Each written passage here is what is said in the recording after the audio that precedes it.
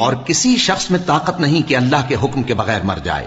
اس نے موت کا وقت مقرر کر کے لکھ رکھا ہے، اور جو شخص دنیا میں اپنے اعمال کا بدلہ چاہے اس کو ہم یہیں بدلہ دے دیں گے، اور جو آخرت میں طالب ثواب ہو اس کو وہاں اجر عطا کریں گے، اور ہم شکر گزاروں کو عنقریب بہت اچھا صلہ دیں گے.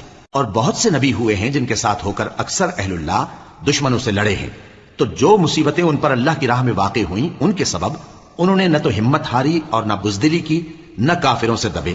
اور اللہ استقلال رکھنے والوں کو دوست رکھتا ہے.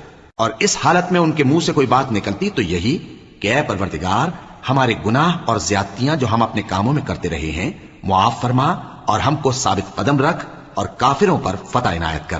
تو اللہ نے ان کو دنیا میں بھی بدلہ دیا اور آخرت میں بھی بہت اچھا بدلہ دے گا، اور اللہ نیکوکاروں کو دوست رکھتا ہے. مومنو، اگر تم کافروں کا کہا مان لوگے تو وہ تم کو الٹے پاؤں پھیر کر مرتد کر دیں گے.